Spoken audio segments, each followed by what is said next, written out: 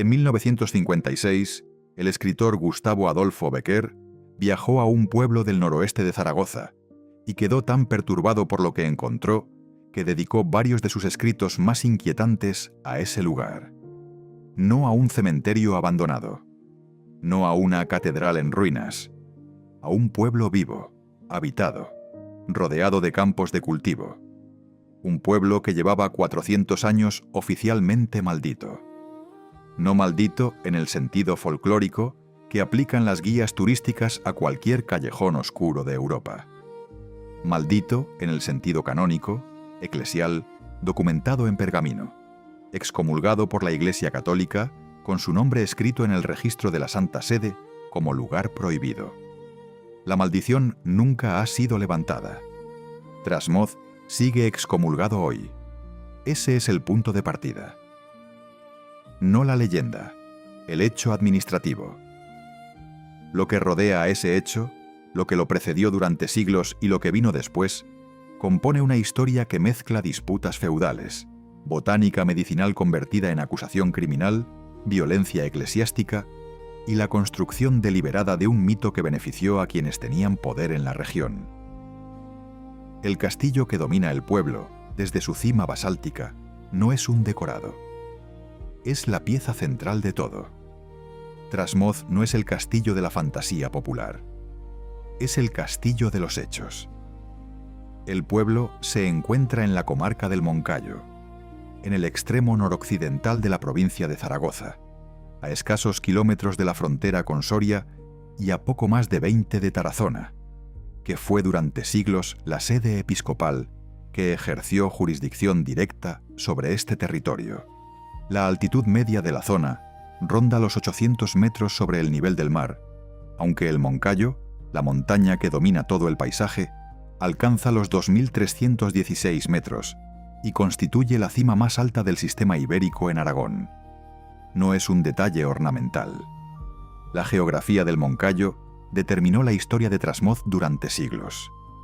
Su agua, su aislamiento, su capacidad para sostener economías agrícolas independientes y su posición fronteriza entre reinos que se disputaban el control del territorio. El pueblo tiene hoy menos de 100 habitantes. En su momento de máximo poblamiento, en la Baja Edad Media, no superó los 400.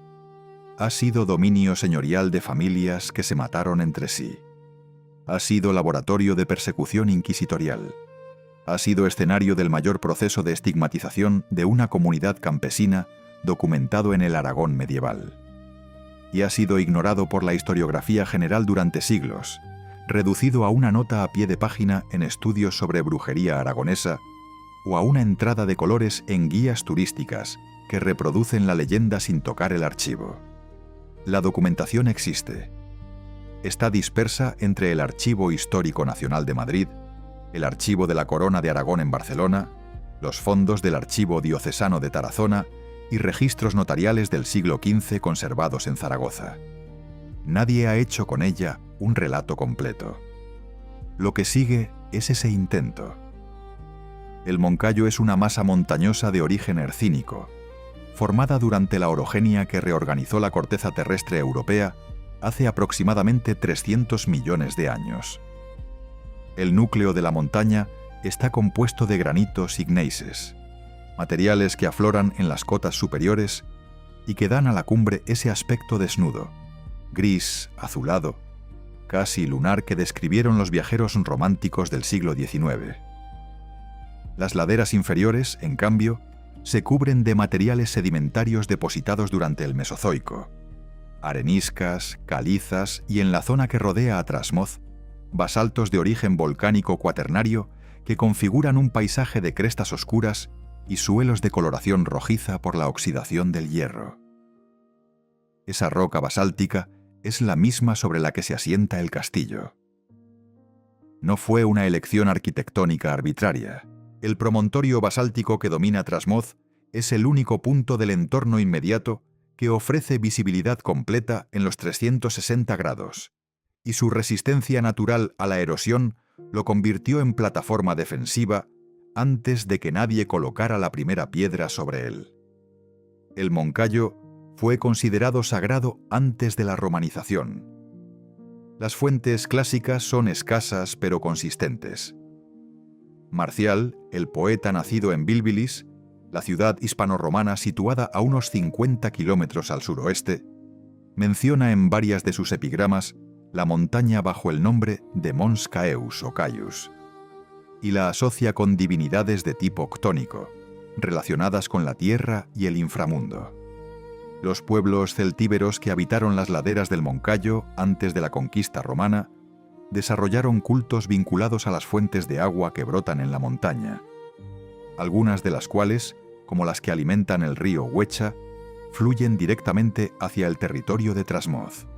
El historiador Florin Curta, especialista en las transiciones culturales entre el mundo antiguo y el medieval en Europa, ha señalado que la persistencia de cultos locales en zonas de montaña con difícil acceso romano no es una anomalía, sino la norma en la península ibérica, y que la capa de superstición medieval que se deposita sobre esos territorios suele ser el eco transformado de prácticas religiosas prerromanas que ninguna administración imperial logró erradicar del todo. La obra de referencia de Curta, Shaping of the Slavic Identity, aunque centrada en el espacio balcánico, desarrolla una metodología comparativa útil para entender cómo las comunidades periféricas preservan identidades culturales bajo distintas capas de dominación. En el caso del Moncayo, esa persistencia tomó la forma de una relación con las plantas medicinales de la montaña, con los rituales agrícolas vinculados al ciclo del agua, y con un conocimiento botánico transmitido de generación en generación, que siglos más tarde sería reinterpretado como brujería. La romanización de la zona fue incompleta. Los asentamientos celtíberos de las laderas del Moncayo no desaparecieron. Se integraron parcialmente en la red de villas y oppida que Roma construyó en el Valle del Ebro, pero mantuvieron una autonomía cultural notable. El propio nombre de Trasmoz plantea un problema etimológico que los filólogos no han resuelto de forma unánime. La hipótesis más aceptada actualmente lo deriva del latín tardío o del romance aragonés primitivo. Trans, como prefijo de cruce o más allá, y moz, como variante del término que designa un corte o separación del terreno. Trasmoz sería, en esa lectura, el pueblo situado más allá del corte, más allá de la ruptura del terreno que forma el promontorio basáltico. Pero existe una hipótesis minoritaria, sostenida por algunos medievalistas aragoneses, que relaciona el segundo elemento con el árabe mauth, que puede significar lugar de paso o vado, lo cual tendría sentido dado que el Huecha, el río que fluye al pie del promontorio, fue utilizado durante siglos como vía de comunicación entre el Ebro y las sierras interiores. Si esa etimología árabe es correcta, el nombre conservaría la huella de los 3 siglos de presencia andalusí en la zona, entre los siglos VIII y Bamidne, un periodo del que Trasmoz apenas tiene registro arqueológico sistemático, pero cuya influencia en la organización del territorio es innegable. La conquista cristiana del territorio del Moncayo se produjo en oleadas sucesivas a lo largo del siglo XI. El reino de Navarra fue el primero en presionar desde el norte, seguido por las tropas del rey Sancho Ramírez de Aragón, y tras la unión dinástica aragonesa catalana de 1137 por la Corona de Aragón, que acabó consolidando su control sobre la comarca. Tarazona, la ciudad episcopal a escasos 20 kilómetros de Trasmoz, en línea recta, fue reconquistada en 1119 por Alfonso I el Batallador, y su incorporación al territorio aragonés creó de inmediato una estructura de poder que condicionaría la historia de Trasmoz durante los siglos siguientes. El obispo de Tarazona como autoridad religiosa y señorial, los monasterios del entorno como gestores de tierras y agua, y las familias nobiliarias aragonesas como receptoras de las donaciones reales sobre los nuevos territorios conquistados. El castillo de Trasmoz aparece documentado por primera vez en fuentes escritas en el siglo XII, aunque los restos arqueológicos visibles en la actualidad corresponden principalmente a las reformas y ampliaciones de los siglos XIII y XIV. La estructura que domina hoy el pueblo es el resultado de al menos 3 fases constructivas claramente diferenciables por el tipo de aparejo utilizado y por las técnicas de construcción empleadas. La fase más antigua, identificable en el sector noreste de la planta, emplea sillares de basalto local trabajados de forma irregular, dispuestos en hiladas que no siempre guardan horizontalidad perfecta, lo que sugiere una construcción apresurada o de recursos limitados, propia de una primera fortification de emergencia destinada a asegurar el control visual del territorio recién conquistado, antes que a resistir un asedio prolongado. Sobre esa base primitiva se levantó, probablemente entre mediados del siglo XIII y el primer tercio del XIV, la estructura principal que hoy subsiste, una torre maestra o torre del homenaje de planta rectangular, aproximadamente 12 metros de longitud por 8 de anchura, con muros de espesor variable entre 1,8 y 2,4 metros, construidos con un aparejo más cuidado de sillares basálticos escuadrados y reforzados con mortero de cal. La altura original de la torre se calcula entre 18 y 22 metros, aunque el estado actual de las ruinas hace imposible una medición directa de la planta alta, que ha colapsado en buena parte. La torre se integraba en un recinto amurallado de forma aproximadamente trapezoidal, adaptado a la morfología del promontorio, con un perímetro exterior de unos 180 metros lineales y una superficie interior de alrededor de 1.400 metros cuadrados. Los muros del recinto alcanzan en los tramos mejor conservados una altura de 6 a 8 metros y un espesor de entre 1,2 y 1,5 metros. En el flanco sur, donde el promontorio desciende más abruptamente hacia el caserío del pueblo, se conservan los restos de lo que debió ser un segundo recinto exterior o barbacana, con muros de construcción más ligera y de datación posterior, posiblemente del siglo XV. La comparación con otras fortalezas de la región ayuda a situar el castillo de Trasmoz en su contexto real.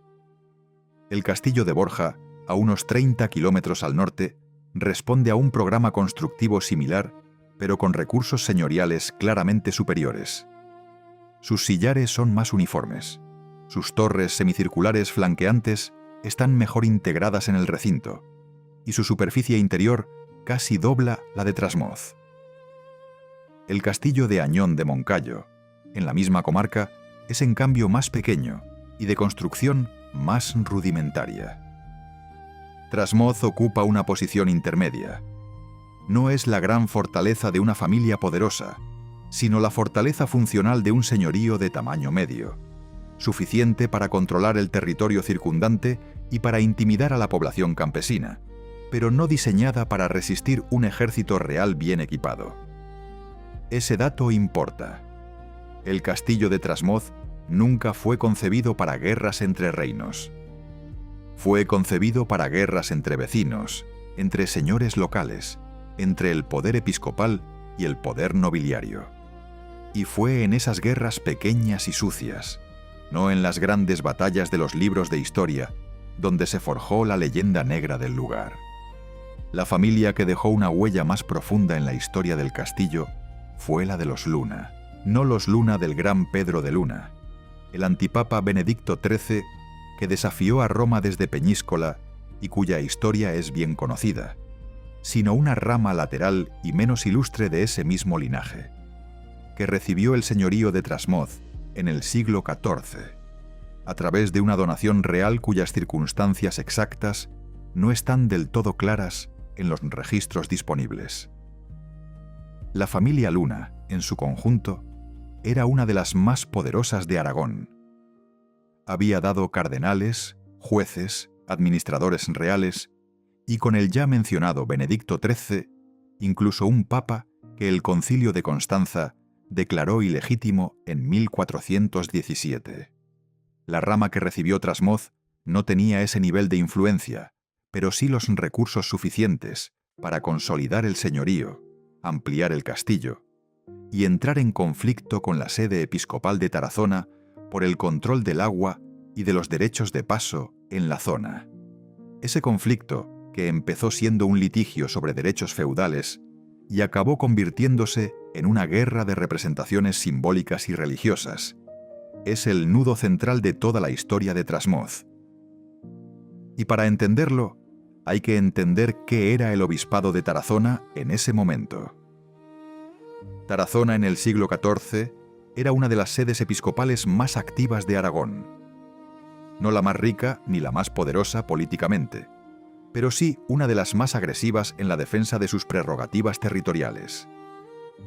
El obispo de turno, en el periodo de máxima tensión con los señores de Trasmoz, cuyo nombre exacto los registros no conservan con claridad suficiente para una identificación unívoca en esta fase del conflicto, actuaba en un contexto en el que el papado de Aviñón y las disputas de sucesión en Aragón habían debilitado la autoridad real sobre los señoríos nobiliarios, dejando a los obispos como la única institución con capacidad de presión efectiva sobre familias nobiliarias de segundo rango que incumplían sus obligaciones fiscales o disputaban jurisdicciones.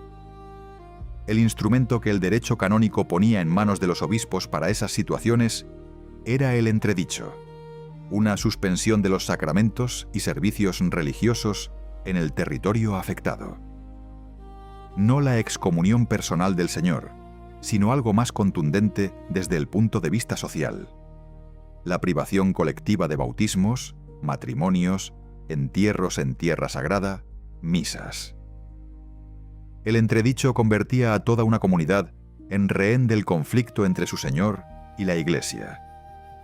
La aplicación del entredicho a Trasmoz no fue un rayo en cielo despejado. Fue el resultado de una escalada de décadas.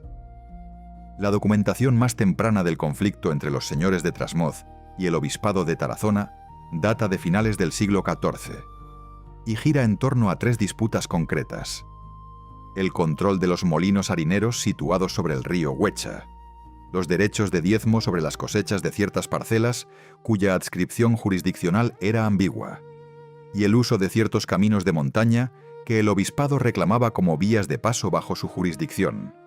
Ninguna de esas disputas era en sí misma extraordinaria. La historia medieval aragonesa está llena de conflictos similares entre señores laicos y autoridades eclesiásticas.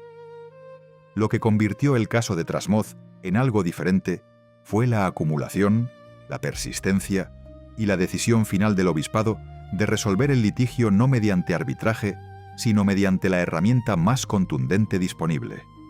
La maldición llegó. Y ya no se fue. La excomunión de Trasmoz no fue un acto impulsivo. Fue el resultado de una estrategia calculada por parte del obispado de Tarazona, ejecutada en el momento en que la correlación de fuerzas entre la Iglesia y la familia señorial que controlaba el castillo se inclinó de forma decisiva hacia el lado eclesiástico.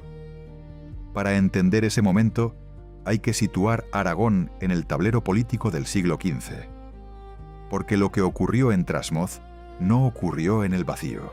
El compromiso de Caspe de 1412 había resuelto la crisis sucesoria aragonesa tras la muerte sin descendencia de Martín I el Humano, instalando en el trono a Fernando Prino de Trastámara y desplazando hacia la periferia a las grandes familias nobiliarias aragonesas que habían sostenido candidatos alternativos. Los Luna, como linaje, salieron de esa crisis en una posición debilitada. Pedro de Luna, el antipapa Benedicto XIII, seguía resistiendo en Peñíscola hasta su muerte en 1423, pero su causa estaba perdida desde 1417 y arrastraba a todo el linaje hacia una posición políticamente incómoda. Las ramas menores de la familia, incluida la que controlaba Trasmoz, carecían ahora del amparo político que antes les proporcionaba la red de influencias del gran linaje. El nuevo rey, y después su hijo, Alfonso V el Magnánimo, tenían sus propias prioridades, principalmente la expansión mediterránea hacia Nápoles, y no mostraron el menor interés en proteger a señores de segundo rango en disputas con sus obispos locales. En ese contexto de vulnerabilidad nobiliaria, el obispado de Tarazona decidió forzar la cuestión. La fecha exacta de la excomunión o entredicho formal sobre Trasmoz es uno de los puntos más debatidos por los escasos especialistas que han trabajado sobre la documentación directa. El medievalista José Ángel García de Cortázar, cuya obra sobre la sociedad rural en la España medieval constituye uno de los marcos analíticos más sólidos disponibles para entender las relaciones entre señoríos laicos, comunidades campesinas e instituciones eclesiásticas en la península ibérica, señaló en varios de sus trabajos que los registros de entredichos aplicados en Aragón durante el siglo XV presentan lagunas sistemáticas, porque muchos de ellos nunca se formalizaron en documentos de cancelación.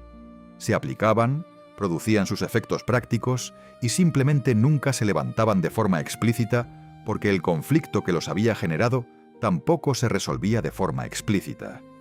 Eso es precisamente lo que ocurrió en Trasmoz.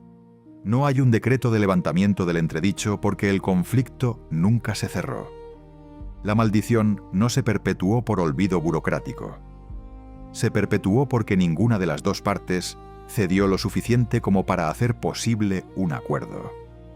El señor de Trasmoz, en el momento de la máxima tensión, identificado en algunos documentos como un miembro de la familia Luna, con posesiones en la comarca del Moncayo, aunque la identificación precisa es difícil por la recurrencia de nombres dentro del linaje, respondió al entredicho con un gesto que la documentación conserva de forma indirecta. Intensificó la extracción de recursos sobre la población campesina del señorío para financiar sus litigios jurídicos y sus gastos militares defensivos. Ese es el mecanismo clásico de los conflictos feudales medievales. El señor bajo presión traslada el coste a los más débiles. Los campesinos de Trasmoz pagaron el conflicto entre su señor y su obispo con trabajo adicional, con productos entregados en concepto de multas y contribuciones extraordinarias, y con la privación de los servicios religiosos que estructuraban su ciclo vital. La privación de sacramentos era una forma de violencia que el siglo XXI tiene dificultad para calibrar correctamente. En una comunidad campesina del siglo XV, donde el bautismo determinaba la posición del recién nacido dentro de la comunidad, donde el matrimonio religioso era el único que producía efectos legales sobre herencias y propiedades, y donde la sepultura en tierra sagrada no era un ritual sino la condición de acceso a la salvación eterna, el entredicho equivalía a una condena colectiva que afectaba a los vivos y a los muertos por igual. Los niños nacidos en Trasmoz, durante el periodo del entredicho, no podían ser bautizados en la iglesia local. Los difuntos no podían recibir sepultura eclesiástica. Las parejas no podían casarse con plena validez canónica. Y todo esto no por ninguna falta cometida por la comunidad, sino por el conflicto jurisdiccional entre su señor y el obispo. La historiadora Adeline Rucquois, especialista en historia medieval de la península ibérica y autora de trabajos sobre la sociedad castellana y aragonesa medieval, ha analizado en su investigación cómo los entredichos medievales tendían a producir efectos culturales de larga duración en las comunidades afectadas. La privación de los rituales normales de paso generaba una sensación de marginalidad que podía persistir mucho más allá de la resolución formal del conflicto, cristalizando en identidades locales que internalizaban la etiqueta de maldición como elemento definitorio. Las comunidades excluidas de la normalidad eclesiástica desarrollaban, con frecuencia, prácticas paralelas que cubrían las funciones sociales de los sacramentos suspendidos. Y esas prácticas eran exactamente el tipo de comportamiento que los inquisidores del siglo XV interpretarían como brujería o heterodoxia. Trasmoz no es la única comunidad aragonesa a la que le ocurrió esto, pero sí la única cuya historia tomó la dirección que tomó, por razones que tienen tanto que ver con la geografía y la botánica como con la teología y el derecho canónico. El Moncayo es una farmacia. No en sentido metafórico. La montaña alberga una de las concentraciones de plantas medicinales más densas de la península ibérica, producto de la superposición de varios pisos climáticos distintos en un espacio geográfico relativamente reducido. Desde las plantas de ribera que crecen en las márgenes del Huecha, hasta las especies alpinas que sobreviven en las cotas superiores, pasando por el bosque mixto de la zona media con sus robles, hayas y tejos, el Moncayo ofrece materiales para farmacología popular que incluyen analgésicos, sedantes, antiinflamatorios, emenagogas y sustancias con efectos psicoactivos. Todo ello sin que sus recolectoras necesitaran comprender la química subyacente para saber exactamente qué planta valía para qué. Las mujeres que recolectaban esas plantas, que preparaban los remedios y que los administraban en las comunidades campesinas del entorno, eran las especialistas médicas de facto en una región donde el acceso a médicos formados era inexistente para la mayoría de la población.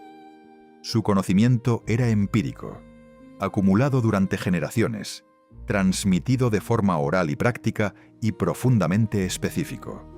Sabían qué parte de cada planta usar, en qué momento del año recogerla, cómo secarla o macerarla, y qué dosis producía un efecto terapéutico sin cruzar la línea hacia la toxicidad. Ese conocimiento funcionaba. No siempre, y no para todo, pero con una eficacia suficiente como para que la población lo demandara y lo pagara. El problema no era el conocimiento en sí. El problema era quién lo tenía y cómo lo había adquirido.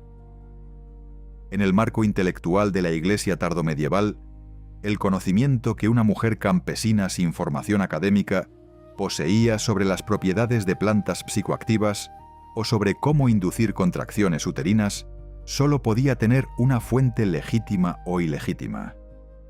Legítima sería la transmisión dentro de un marco autorizado por la Iglesia, lo que en la práctica significaba masculino, clerical y latinizado. Ilegítima era todo lo demás. Y todo lo demás en el Moncayo era una tradición de conocimiento femenino, popular y vernáculo que la Iglesia no controlaba. La combinación de una comunidad bajo entredicho, aislada de los sacramentos y de la supervisión eclesiástica ordinaria, con una tradición de conocimiento botánico femenino fuertemente arraigada, y con las condiciones de presión económica extrema que el conflicto señorial había generado, produjo en Trasmoz el sustrato perfecto para lo que vino después. El primer proceso documentado relacionado con acusaciones de brujería en el área de Trasmoz y el Moncayo data de las últimas décadas del siglo XV. No hay una fecha única porque no hubo un proceso único. Hubo una serie de acusaciones, investigaciones y condenas que se extendió a lo largo de varias décadas y que afectó a un número difícil de determinar con precisión de mujeres. Principalmente, pero también de algunos hombres, en los pueblos del entorno del Moncayo.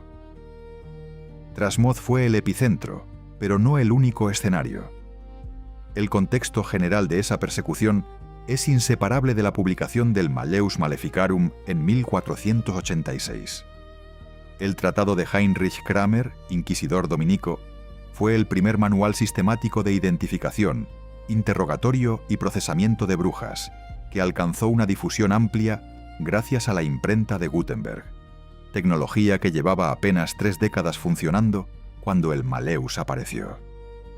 En menos de 20 años, el libro tuvo al menos 14 ediciones en distintas ciudades europeas. No era el primer texto sobre brujería. Había precedentes en la tratadística dominica del siglo XIV y en los decretos papales de Alejandro IV e Inocencio VIII. Pero el Malleus fue el primero que funcionó como protocolo operativo detallado. Decía exactamente qué señales buscar, qué preguntas hacer, cómo interpretar las respuestas y cómo obtener confesiones.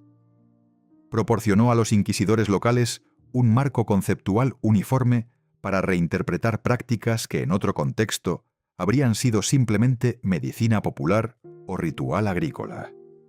En Aragón, la Inquisición tenía sus propias particularidades.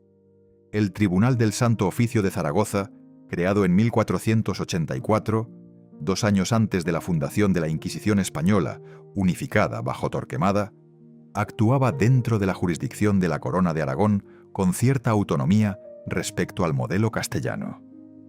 Los estudios de Henry Charles Lea sobre la Inquisición española, aunque fechados en el siglo XIX, siguen siendo referencia para ciertos aspectos documentales del funcionamiento del Tribunal aragonés.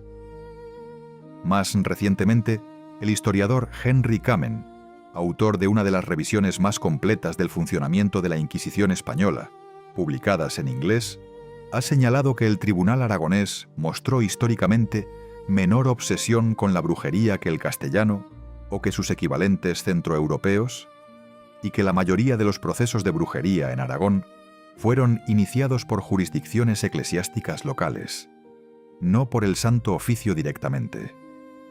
Eso encaja con el caso de Trasmoz. El obispado de Tarazona, que ya tenía una relación conflictiva con la comunidad, tenía también el incentivo y los instrumentos para convertir el conocimiento botánico local en evidencia de pacto diabólico. La acusación funcionaba con una lógica interna difícilmente refutable desde dentro del sistema. Si una mujer sabía cómo hacer que una vaca dejara de dar leche, o cómo provocar que una cosecha se marchitara, o cómo inducir un aborto, eso era daño.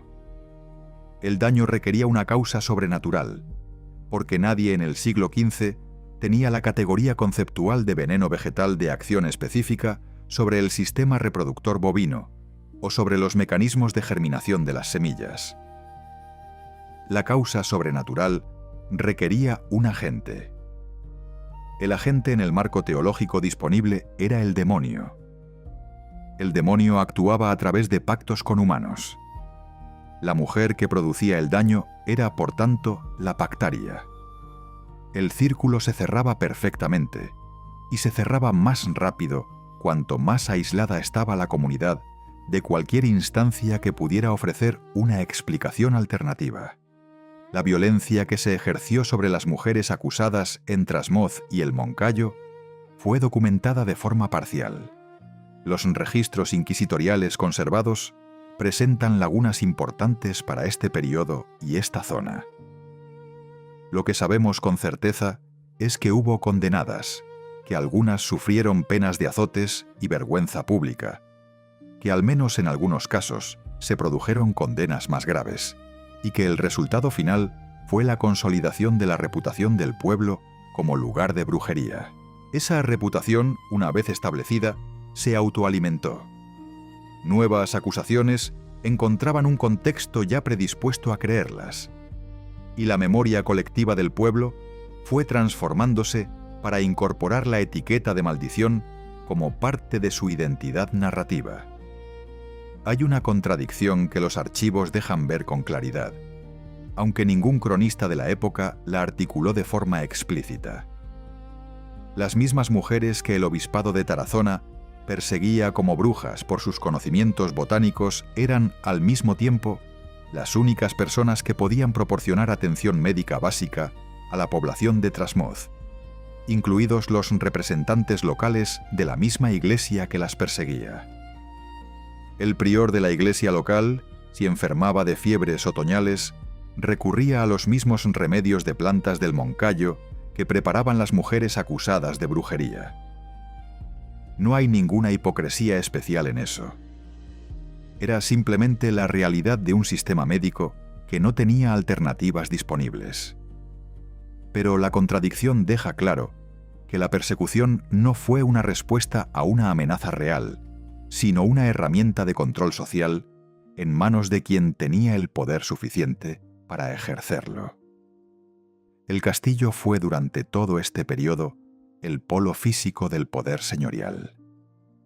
No era solo un edificio militar, era el símbolo visible de la autoridad laica que el obispado de Tarazona quería subordinar.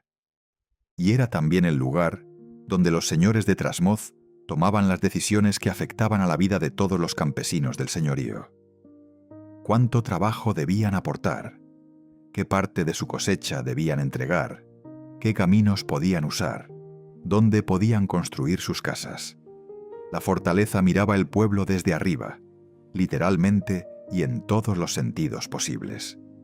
Y el pueblo, presionado desde arriba por el Señor y desde afuera por el obispo, encontró en el conocimiento de sus mujeres la única forma de resistencia práctica disponible. Esa resistencia no se articuló como resistencia política. No hubo manifiestos, no hubo levantamientos, no hubo líderes visibles. Se articuló como conocimiento, como práctica cotidiana, como la capacidad de curar cuando la Iglesia negaba los sacramentos y el Señor agotaba los recursos. Y eso fue suficiente para que quienes tenían el poder la identificaran como amenaza. La leyenda que creció sobre ese sustrato real tomó formas específicas y localizadas que conviene describir con precisión, porque la diferencia entre la leyenda de Trasmoz y la leyenda genérica de brujería que se aplica a cualquier pueblo oscuro de Europa está exactamente en esos detalles. No es una figura sin rostro, no es una presencia vaga, es la dueña del castillo, figura femenina a la que las tradiciones locales recogidas en el siglo XIX por Gustavo Adolfo Bécquer atribuyen una forma física concreta, vestida con telas oscuras de lino áspero, no de seda ni terciopelo, con el cabello suelto y gris, sin adornos, descalza, portando en las manos un manojo de plantas del que cuelgan raíces con tierra todavía adherida. No vuela, no se transforma, camina. La describen caminando por el perímetro interior del castillo en ruinas durante las noches de luna nueva, sin luna visible, en la oscuridad completa. El sonido que se le asocia no es ningún grito ni lamento. Es el crujido seco de las plantas secas que lleva en la mano al rozar contra los muros de piedra basáltica. El detalle de las plantas secas no es ornamento literario. Es la transcripción simbólica de la figura real que está en el origen de la leyenda. La mujer herbolaria, la conocedora, la que curaba. Que la tradición popular la haya colocado dentro del castillo. El símbolo del poder que destruyó a esas mujeres. Tiene una lógica que la historiografía del folclore raramente ha subrayado. El Bécquer que llegó a Trasmoz en 1863 no era el poeta joven y soñador de los primeros retratos. Era un hombre de 32 años con problemas de salud crónicos, deudas acumuladas y una carrera literaria que no había encontrado todavía el reconocimiento que merecía. Viajó al Moncayo acompañando a su hermano, el pintor Valeriano, que buscaba paisajes para sus cuadros costumbristas. Lo que encontró en Trasmoz lo perturbó de una forma que no era habitual en él. No la perturbación romántica del artista sensible ante lo sublime, sino algo más concreto y más difícil de articular. Escribió en una carta a un amigo madrileño, reproducida en ediciones de sus obras completas de finales del siglo XIX, que Trasmoz le había dado la sensación de un lugar que guarda algo que no quiere que lo sepan. La leyenda de la bruja del castillo ya existía cuando él llegó. Él no la inventó. La recogió, la trabajó literariamente y la publicó en sus leyendas, dándole una difusión que el pueblo nunca habría alcanzado por sus propios medios. El problema es que la versión de Bécquer es literatura. No es un registro etnográfico ni un informe histórico. Bécquer eliminó las raíces y la tierra, suavizó los detalles más físicos y más duros, y añadió una dimensión de melancolía romántica que la tradición oral original no tenía. La bruja del castillo de Bécquer es trágica. La bruja del castillo de la memoria popular de Trasmoz es otra cosa, es funcional, es experta. Es peligrosa no por lo que hace a los vivos, sino por lo que sabe sobre las plantas y sobre los cuerpos. El siglo XVI transformó Trasmoz de dos formas que sus habitantes tardaron décadas en comprender. Las reformas administrativas de Carlos I reorganizaron los señoríos aragoneses y cambiaron la cadena de poder que determinaba quién controlaba el castillo. Y la contrarreforma impuso sobre todo el territorio de la monarquía hispánica una presión doctrinal que afectó de manera especialmente intensa a las comunidades con fama de heterodoxia. Trasmoz cumplía las dos condiciones para convertirse en objetivo de atención renovada. Era un señorío cuya cadena de titularidad era confusa después de los conflictos del siglo anterior. Y era un pueblo al que cualquier visitante, notario real o inspector eclesiástico, podía señalar con el dedo y decir: «Ese es el pueblo de las brujas». Pero antes de entrar en ese periodo, hay que detenerse en lo que ocurrió en el intervalo entre la maldición del siglo XV y las reformas del XVI. Porque ese intervalo fue el que fijó definitivamente la identidad narrativa del lugar. La memoria oral en las comunidades campesinas medievales y moderno-tempranas no funciona como la memoria documental.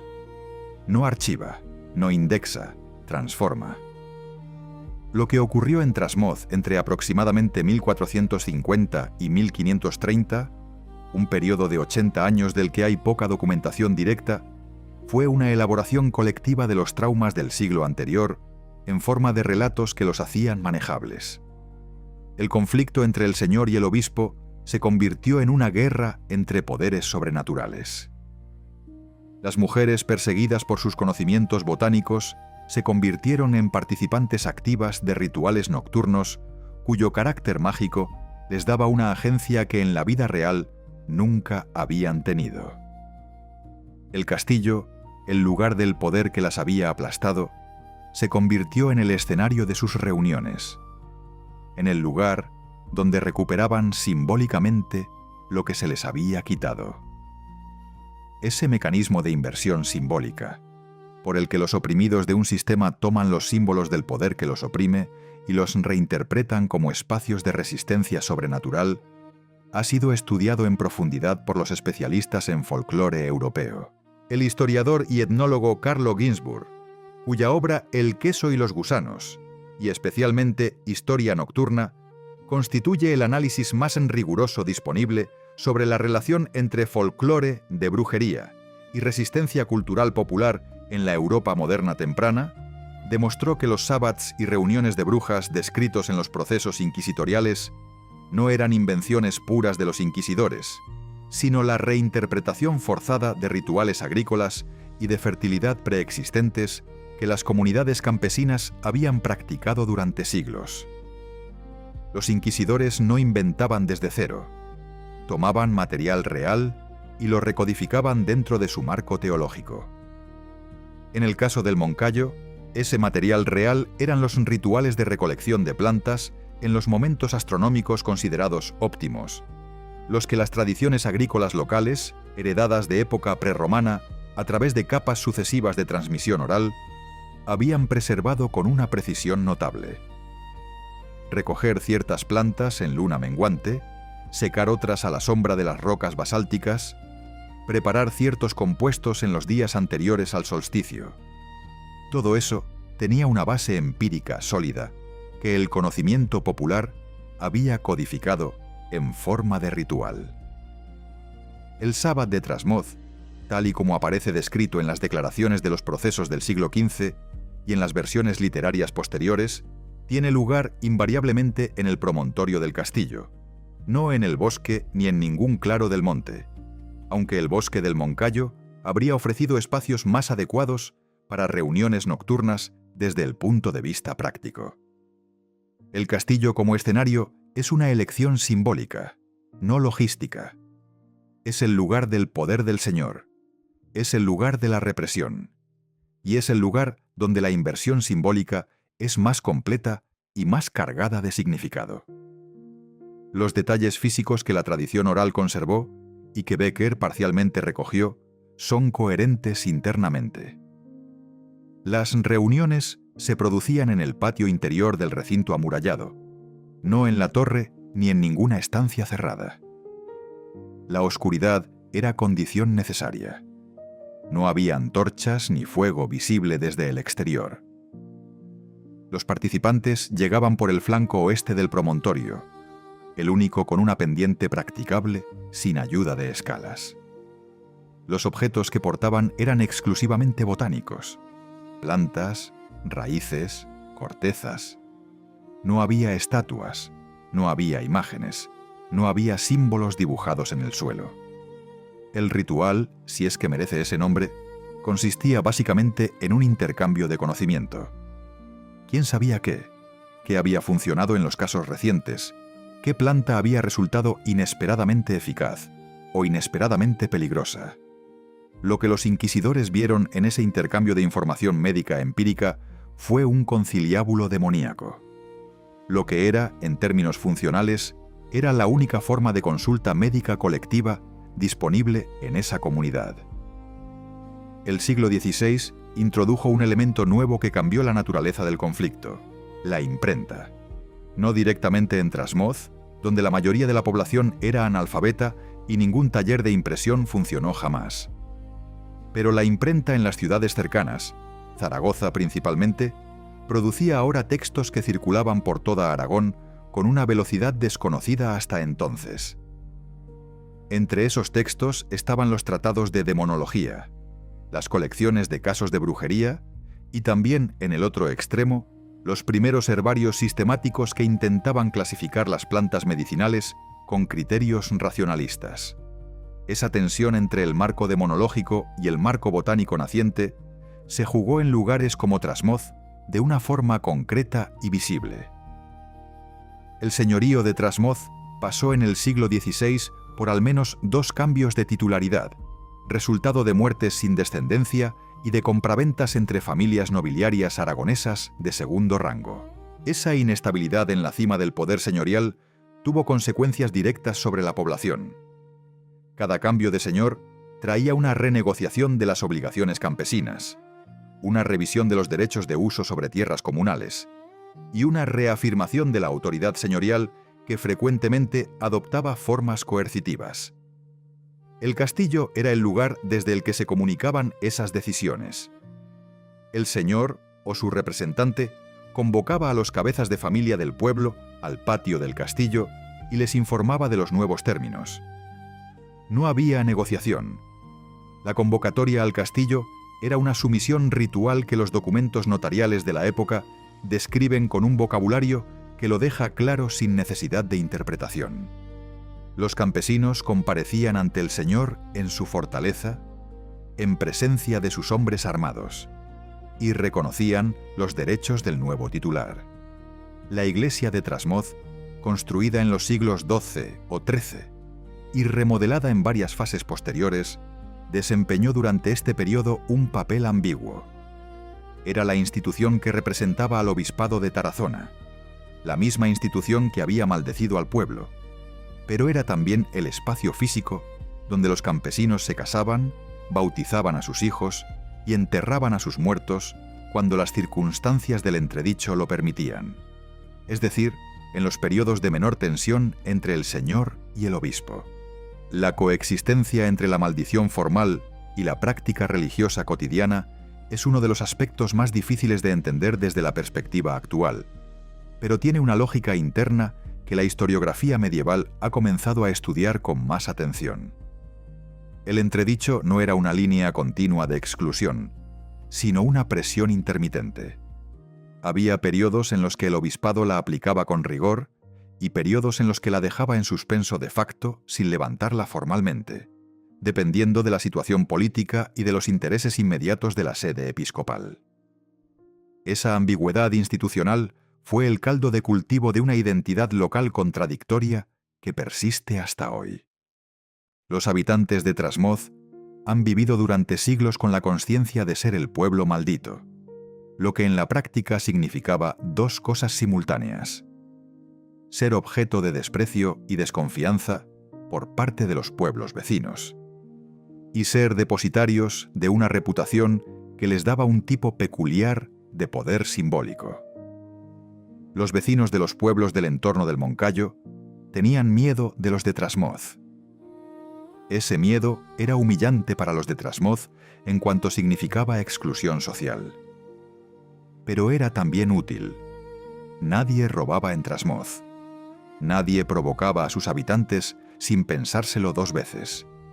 Y las mujeres de Trasmoz podían cobrar por sus remedios un precio que en otro pueblo de tamaño similar habrían tenido que negociar a la baja. El poder de la reputación de brujería era, en términos económicos y sociales, un recurso. No compensaba la persecución, no compensaba la violencia inquisitorial, no compensaba la marginalidad. Pero tampoco era nada. En el siglo XVII, el castillo entró en un proceso de deterioro acelerado que combinó el abandono gradual por parte de la familia señorial con el crecimiento de vegetación invasora sobre las estructuras y con el pillaje sistemático de la piedra por parte de los propios habitantes del pueblo para uso en construcción. Ese proceso, común a cientos de castillos medievales en la península ibérica, tiene una dimensión específica en Trasmoz, porque el material del que está hecho el castillo, basalto oscuro, duro y de difícil trabajo, era menos apreciado para la reutilización que la caliza o el granito, y fue por tanto menos pillado que en casos similares. Eso explica que los muros del recinto exterior hayan conservado una altura considerable, a pesar de siglos de abandono. Nadie quería cargar con piedra basáltica cuesta abajo cuando había arenisca disponible a distancias similares. El abandono del castillo coincidió con un periodo de relativa calma en la historia del pueblo. Las grandes oleadas de persecución inquisitorial habían cedido. La presión del obispado de Tarazona seguía siendo una realidad legal, pero su aplicación práctica había disminuido. La maldición estaba ahí, en los registros, pero nadie en el siglo XVII parecía especialmente interesado en activarla. La comunidad de Trasmoz, reducida en número por las crisis demográficas del siglo anterior, siguientes a la expulsión de los moriscos en 1609, que afectó de manera intensa al Valle del Ebro y a las comarcas adyacentes, sobrevivía con una economía basada en la ganadería trashumante y en la agricultura de secano en las terrazas que los campesinos habían labrado en las laderas del promontorio. La expulsión de los moriscos de 1609 merece un subrayado específico en la historia del entorno del Moncayo, aunque Trasmoz mismo no tiene documentada una presencia morisca significativa. Los pueblos adyacentes, especialmente en la dirección del Valle del Huecha hacia el Ebro, habían mantenido una población morisca considerable que fue expulsada en cumplimiento del decreto de Felipe III. La depresión demográfica que siguió a esa expulsión afectó a toda la comarca. Se abandonaron tierras de cultivo, se interrumpieron ciclos agrícolas, se desarticularon redes de comercio local. El Moncayo, que ya era una zona periférica dentro de la economía aragonesa, se volvió aún más periférica. Para Trasmoz, eso significó más aislamiento, más dependencia de la economía interna del señorío y menos contacto con las corrientes intelectuales y comerciales que en las ciudades estaban comenzando a transformar la Europa del siglo XVII. La Ilustración llegó a Trasmoz con décadas de retraso y de forma extremadamente filtrada. Las reformas administrativas de los Borbones en el siglo XVIII, que suprimieron los fueros aragoneses y reorganizaron la estructura de los señoríos, afectaron también a Trasmoz, cuya titularidad señorial pasó por otra serie de manos en ese periodo. Pero lo más relevante para la historia del lugar en ese siglo es lo que no pasó. La maldición no se levantó. Hubo al menos un intento documentado de negociación entre el titular del señorío y el obispado de Tarazona para resolver el viejo conflicto y cancelar formalmente el entredicho. El intento fracasó. Las fuentes no explican con claridad por qué, pero la hipótesis más probable, apoyada por los pocos investigadores que han trabajado sobre ese episodio concreto, es que para ese momento la maldición había adquirido una dimensión simbólica que ninguna de las dos partes quería realmente disolver. El obispado la usaba como recordatorio de su autoridad histórica sobre señores laicos, y la familia señorial la usaba como elemento de distinción que diferenciaba a sus posesiones de las de los señoríos ordinarios. La maldición se había convertido en un activo oscuro, pero activo. El siglo XIX fue el que catapultó a Trasmoz a la fama literaria que conserva hoy. No por ningún acontecimiento histórico específico, sino por dos visitas literarias que cada una a su manera construyeron la imagen pública del lugar. La primera fue la de Becker en 1863, ya mencionada, con las consecuencias literarias que se han descrito.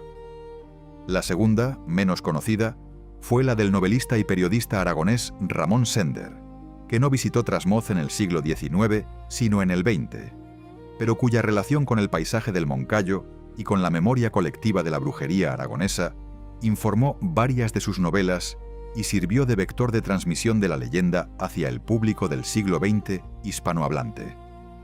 Pero en el siglo XIX, hubo también otro tipo de visitante, menos interesado en la leyenda y más interesado en el hecho. Los ingenieros de minas y los geólogos que recorrían el Moncayo buscando recursos explotables.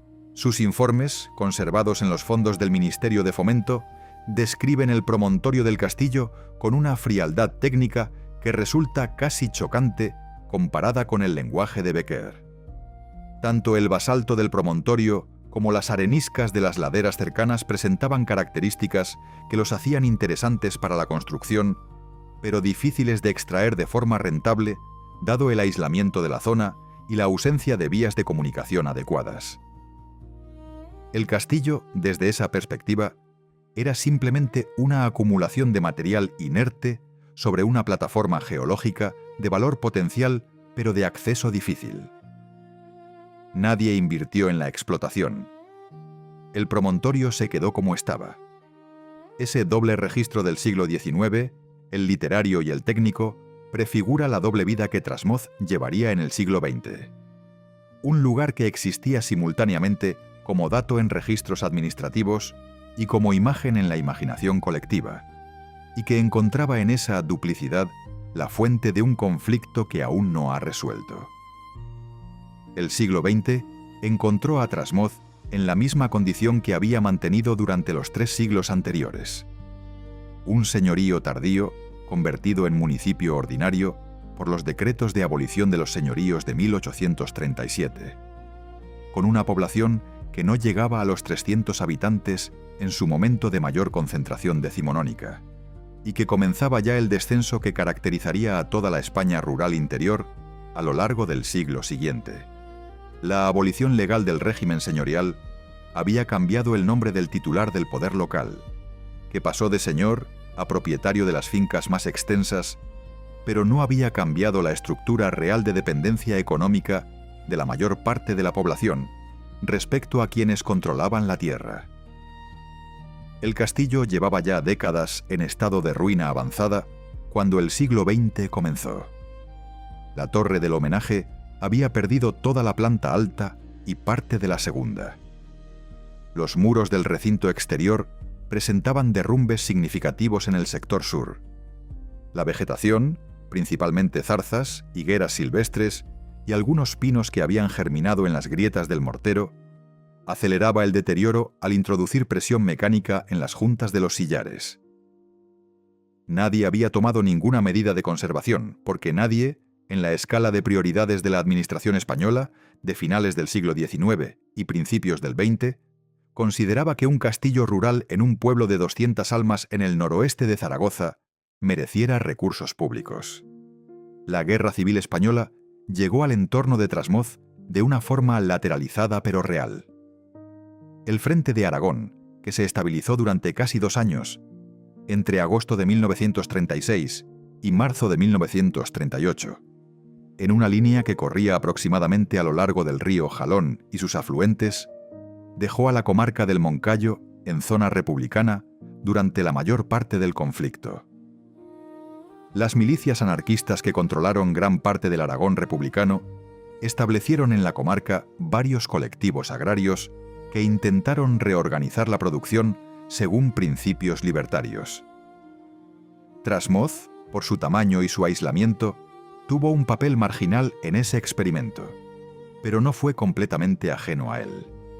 Hay testimonios indirectos de que parte de las tierras de cultivo del término municipal fueron incorporadas a un colectivo de la comarca durante 1936 y 1937.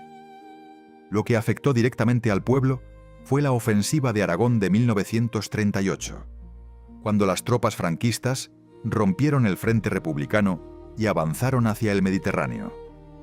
El repliegue de las tropas republicanas a través de las comarcas del interior de Aragón fue desordenado y violento. El Moncayo no fue escenario de batallas, pero sí de los movimientos de tropas y de la violencia de retaguardia que acompañó al colapso del frente. Varios vecinos de los pueblos de la comarca fueron detenidos en los meses que siguieron a la toma franquista del territorio y juzgados por tribunales militares. Los archivos del Tribunal Militar Territorial de Zaragoza conservan expedientes de varios vecinos de Trasmoz y pueblos adyacentes, aunque el número exacto de afectados directamente del municipio es difícil de determinar sin un vaciado sistemático de esos fondos que ningún investigador ha realizado de forma completa hasta la fecha. La posguerra en Trasmoz fue la posguerra de toda la España rural del interior. Hambre, emigración, silencio.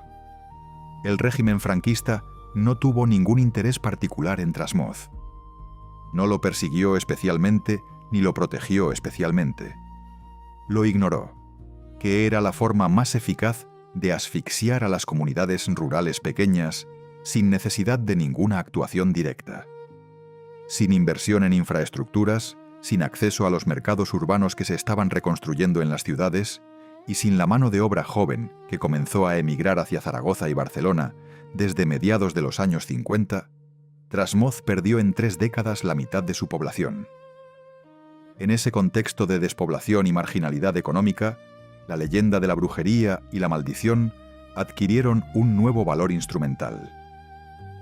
Varios habitantes del pueblo, entrevistados por periodistas y escritores que comenzaron a llegar con regularidad a partir de los años 60, atraídos por las leyendas de Becker y por el interés creciente por el folclore rural que caracterizó ciertos sectores de la intelectualidad española bajo el franquismo tardío, utilizaron conscientemente la reputación del lugar para diferenciarse en un paisaje rural que se estaba volviendo homogéneo y anónimo.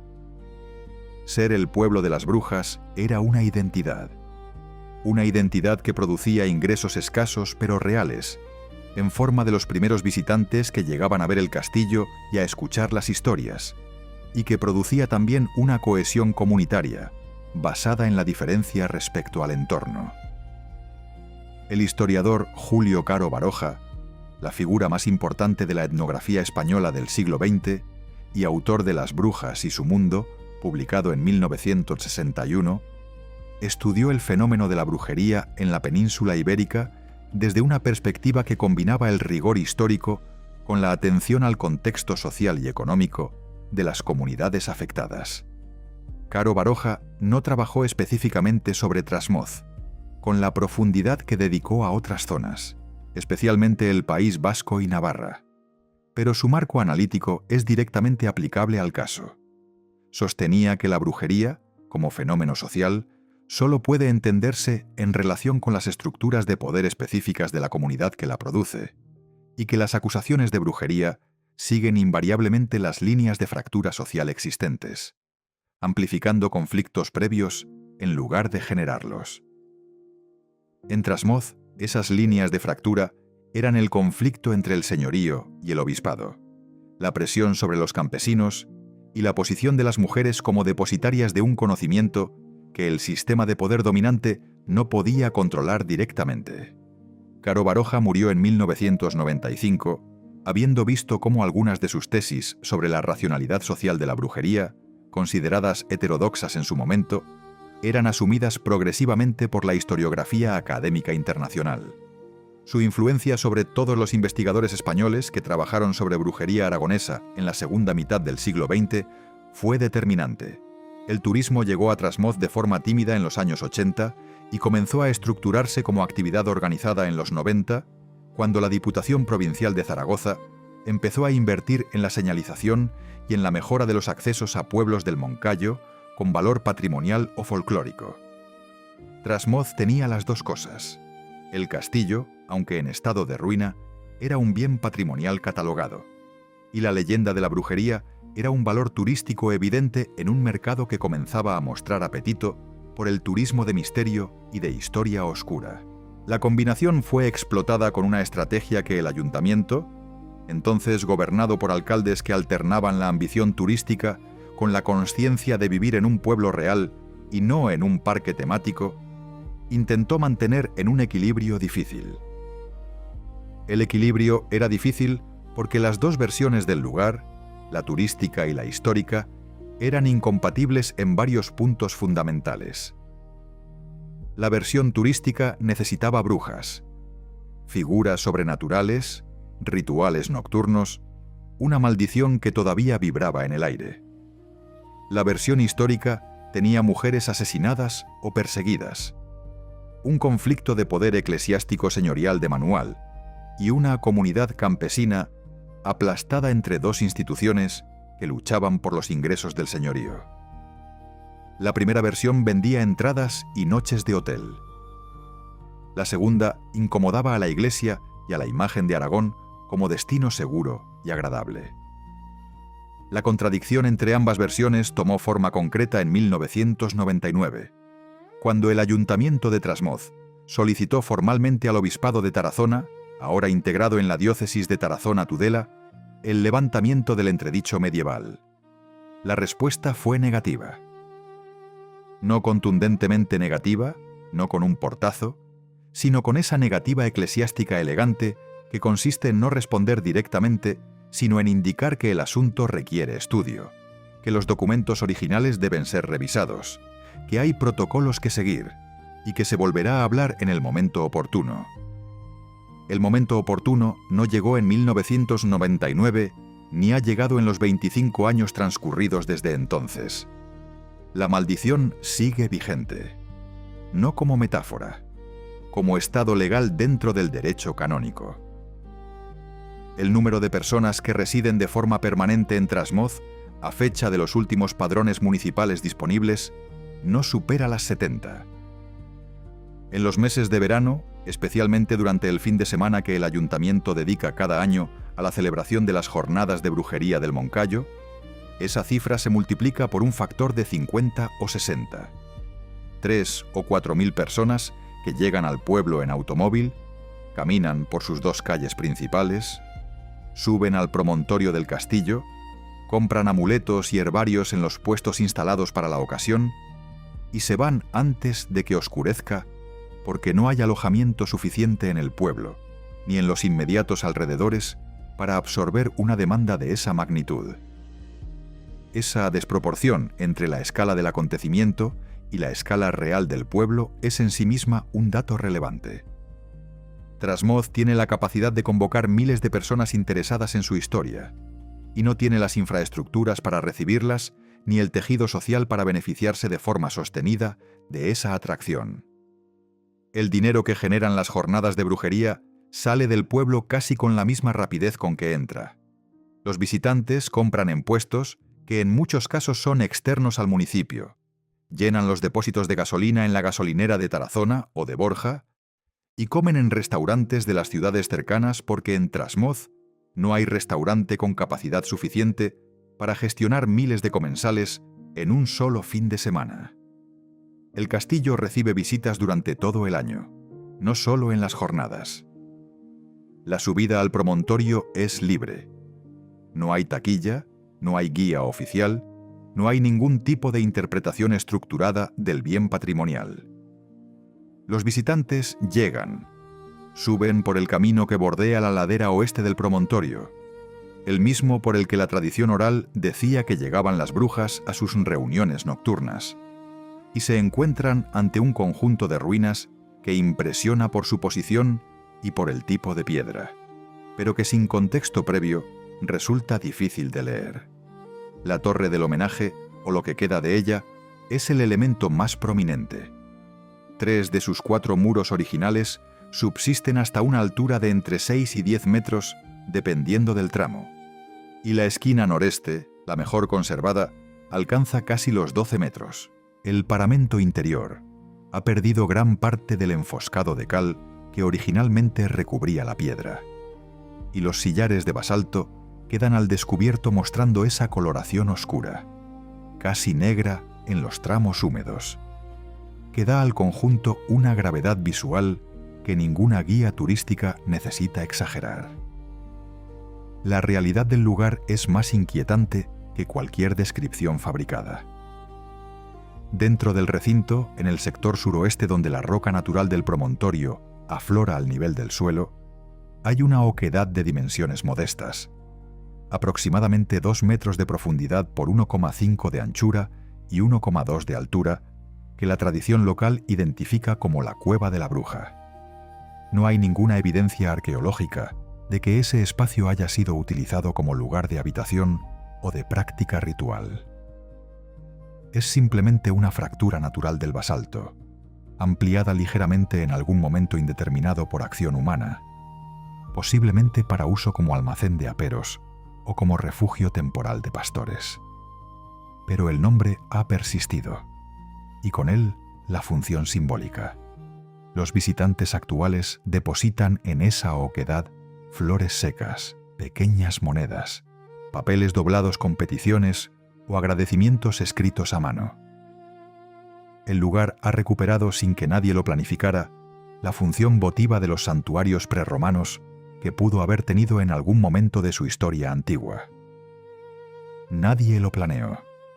Simplemente ocurrió. El proceso de patrimonialización del castillo de Trasmoz ha sido lento y parcialmente bloqueado por cuestiones de titularidad. La propiedad del bien ha sido disputada en distintos momentos del siglo XX entre el municipio, la Diputación Provincial y herederos de la última familia que tuvo el señorío. Sin una titularidad clara y unificada, ninguna administración ha podido emprender un proyecto de restauración o de consolidación estructural de envergadura. Las actuaciones realizadas hasta la fecha se limitan a trabajos puntuales de emergencia destinados a prevenir derrumbes que pudieran afectar al camino de acceso y a la instalación de vallados de seguridad en los tramos de mayor riesgo. No ha habido excavación arqueológica sistemática. No ha habido estudio documental exhaustivo de los fondos archivísticos disponibles. No ha habido proyecto museístico ni centro de interpretación. El castillo de Trasmoz es, en este momento, un bien catalogado por la Ley de Patrimonio Cultural de Aragón que no cuenta con ninguno de los instrumentos de gestión que esa misma ley prevé para su protección efectiva. Está declarado bien catalogado del patrimonio cultural aragonés, una categoría inferior a la de bien de interés cultural, lo que implica menor protección legal y menor acceso a financiación pública para su conservación. La diferencia entre las dos categorías, en términos prácticos, es la diferencia entre tener un expediente en un archivo y tener un proyecto de futuro. El castillo no tiene proyecto de futuro, tiene pasado. Y tiene esa particular forma de presente que consiste en seguir en pie sin que nadie haya decidido todavía qué hacer con él. Un visitante que llega a Trasmoz en octubre, fuera de temporada alta, encuentra algo que la guía turística del Moncayo no describe. El pueblo está casi vacío. Las calles, que en las jornadas de brujería se llenan de puestos y de gente hasta el punto de que circular resulta difícil, están habitadas solamente por los sonidos que produce cualquier pueblo pequeño en una mañana de entresemana. Un perro que ladra 2 veces y calla, el motor distante de un tractor en alguna parcela del término, el golpe de una puerta que el viento mueve. La piedra de las casas es la misma piedra del castillo, basalto oscuro, pesado, que absorbe la luz en lugar de reflejarla. Las fachadas de Trasmoz no brillan, dan sombra.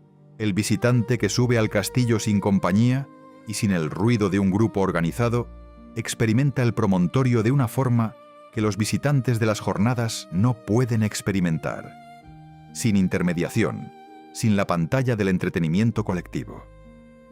El viento en el Moncayo en octubre no es el viento del verano, es más frío, más horizontal, y lleva consigo una humedad que viene de las nieves tempranas de la cumbre. Los muros del castillo retienen ese frío. La piedra basáltica, que tiene una conductividad térmica superior a la de la caliza o la arenisca, absorbe las temperaturas bajas con rapidez y las cede lentamente. Tocar los muros en octubre es tocar una temperatura que parece provenir de dentro de la roca, no de la superficie expuesta al aire. Ese detalle físico, completamente trivial desde el punto de vista científico, es la clase de experiencia que ningún texto sobre Trasmoz consigue transmitir, pero que explica mejor que cualquier argumento histórico por qué el lugar genera las respuestas afectivas que genera. No es sobrenatural, es geología. Pero la geología de este promontorio específico produce una sensación física que el cuerpo humano interpreta instintivamente como algo anómalo. El estado actual del castillo es el resultado de siglos de deterioro no interrumpido. La torre del homenaje tiene sus 3 muros supervivientes en diferente grado de conservación. El muro norte, el más protegido de la lluvia y el viento del oeste, conserva el aparejo más completo y muestra con claridad la técnica constructiva del siglo XIII o XIV. Sillares de basalto de entre 40 y 60 centímetros de longitud media, trabajados con escoda de forma regular, aunque sin la precisión de los grandes talleres urbanos, dispuestos en hiladas horizontales con juntas de mortero de cal hidráulica que en varios tramos han conservado una adhesión notable a pesar del tiempo transcurrido. El muro sur, el más expuesto, ha perdido su coronación y presenta una línea de rotura irregular a unos 6 metros de altura que sugiere un derrumbe producido en un único evento, posiblemente un terremoto. La región del Moncayo es sísmica. Hay registros de terremotos de magnitud moderada en los siglos XVI y XVIII que afectaron a edificaciones de la comarca. El muro este no existe. Ha colapsado completamente y sus materiales han caído ladera abajo, donde algunos sillares son aún visibles entre la vegetación. La muralla exterior del recinto, que rodeaba el conjunto con una planta trapezoidal adaptada al relieve del promontorio, subsiste en el sector norte y en parte del sector oeste a alturas de entre 3 y 6 metros. El acceso original al recinto se producía por el sur, a través de una puerta de la que quedan los arranques de los 2 pilastrones que flanqueaban el vano, pero el arco que los unía ha desaparecido. En el exterior del recinto, en el flanco oeste, son visibles a ras de suelo los restos de la barbacana exterior. Una línea de mampostería de basalto de menor calidad constructiva que los muros principales, que dibuja un arco de circunferencia de unos 30 metros de radio alrededor del promontorio a una cota unos 4 metros por debajo de la muralla principal. Esa barbacana es el elemento que con más seguridad puede datarse en el siglo XV y corresponde a la fase de obras vinculada al período de mayor conflictividad entre los señores del castillo y el obispado de Tarazona. El pueblo que está debajo del castillo tiene 67 habitantes censados según los últimos datos del Instituto Nacional de Estadística disponibles, lo que lo coloca en la categoría de municipio en riesgo de despoblación severa según los criterios del Gobierno de Aragón. La pirámide de edad está fuertemente invertida. La mayoría de los residentes permanentes superan los 55 años. No hay escuela, no hay médico residente, no hay farmacia. El servicio médico lo presta un médico de atención primaria que visita el pueblo 2 días por semana desde Tarazona. Los niños en edad escolar se desplazan diariamente a los colegios de los municipios vecinos.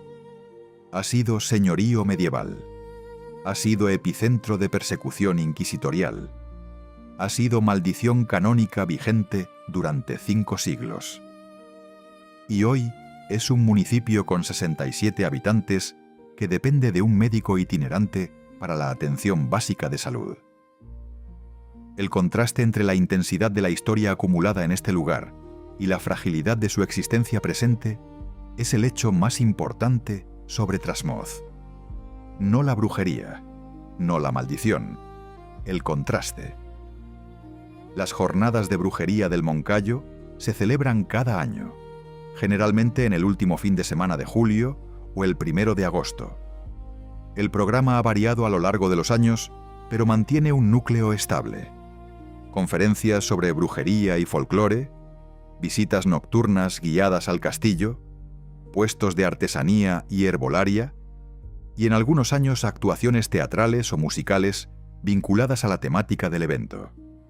La asistencia ha oscilado entre los 2.000 y los 5.000 visitantes, dependiendo del año, la promoción realizada y las condiciones meteorológicas. En 2023, según cifras del ayuntamiento reproducidas en prensa local, la asistencia se acercó a los 4.000 visitantes distribuidos entre el sábado y el domingo del evento. El ayuntamiento de Trasmoz ha gestionado las jornadas con una combinación de orgullo local genuino y consciencia de la complejidad de lo que se está haciendo. El alcalde, en distintas entrevistas a lo largo de los años, ha insistido en que las jornadas no son una celebración acrítica de la brujería, sino un acto de memoria. La recuperación del recuerdo de las mujeres perseguidas en el pasado, la reivindicación de su conocimiento como conocimiento real y no como superstición, y la apropiación comunitaria de una identidad que en el pasado fue impuesta como estigma. Ese discurso es coherente y tiene una base histórica sólida. También es conveniente desde el punto de vista de la gestión del patrimonio turístico.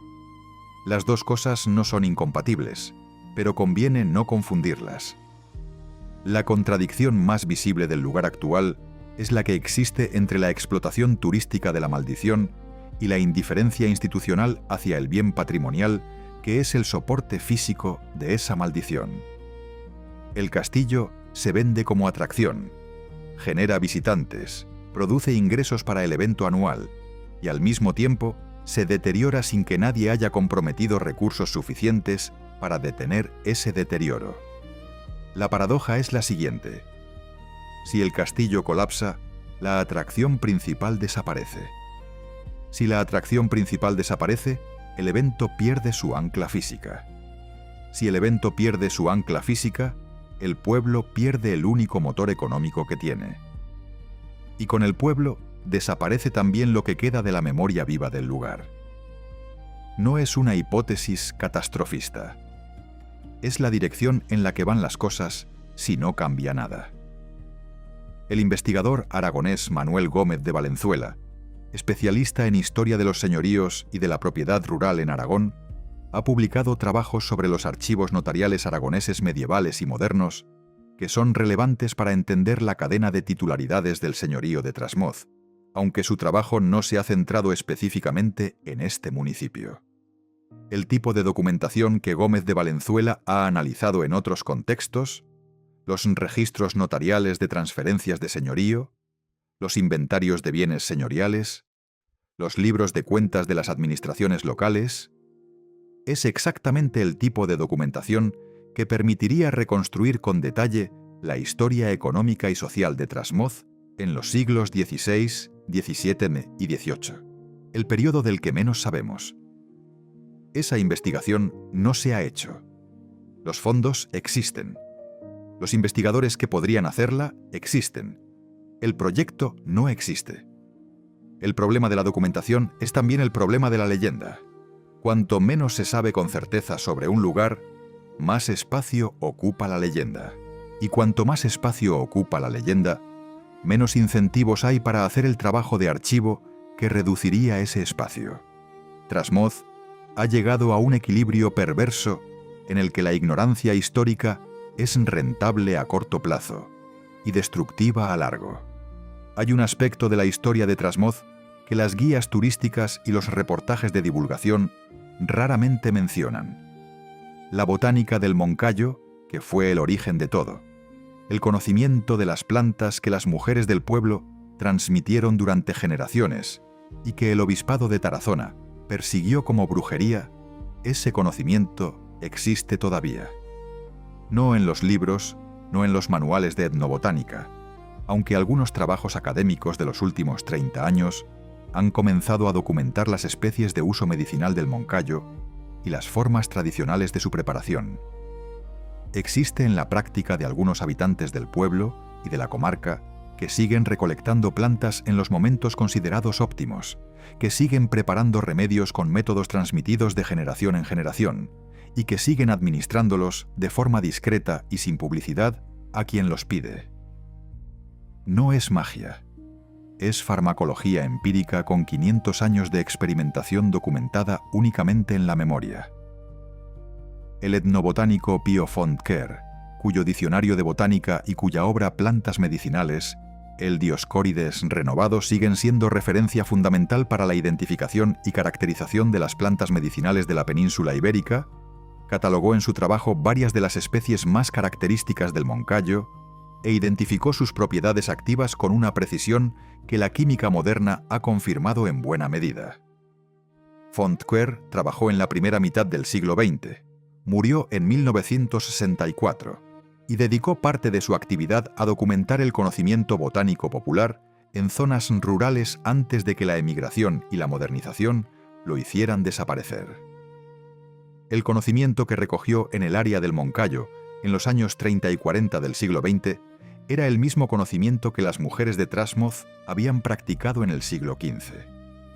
Transformado, reducido, parcialmente olvidado, pero reconocible en sus líneas fundamentales. Ese hilo continuo que va de los rituales de recolección de época prerromana a las acusaciones de brujería del siglo XV, a la documentación de Fontquer en el siglo XX y a los recolectores actuales que todavía suben al Moncayo, en luna menguante, a buscar ciertas plantas en ciertos lugares específicos, es el hecho más extraordinario de la historia de Trasmoz. No los fantasmas, no la maldición, no el sábado nocturno en el patio del castillo. La persistencia de un conocimiento concreto sobre plantas reales a través de 5 siglos de persecución, abandono, despoblación y olvido. Lo que sobrevivió no fue la leyenda. La leyenda es reciente, construida y parcialmente fabricada. Lo que sobrevivió fue el conocimiento de qué raíz del Moncayo sirve para bajar la fiebre, de qué infusión calma los espasmos intestinales, de qué cataplasma alivia la inflamación de las articulaciones. Sobrevivió porque era útil, porque funcionaba, porque ninguna persecución puede eliminar algo que la gente necesita. El obispado de Tarazona no ha levantado el entredicho. La última consulta pública sobre el asunto, realizada por un periodista aragonés en 2019, produjo una respuesta de la diócesis que indicaba que el asunto era complejo, desde el punto de vista del derecho canónico, y que requería un estudio detenido.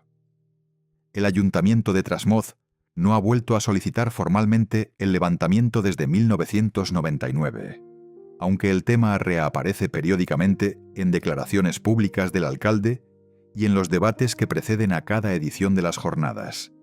La maldición medieval de Trasmoz es hoy, en términos jurídicos canónicos, un entredicho sin vigencia práctica, pero sin cancelación formal. En términos simbólicos es exactamente lo contrario. Tiene toda la vigencia del mundo, porque es el argumento central de la industria turística local y el elemento definitorio de la identidad colectiva del pueblo. Cancelarla mataría el evento. Mantenerla sostiene la ficción de que un decreto episcopal del siglo XV sigue teniendo poder real sobre una comunidad laica del siglo XXI.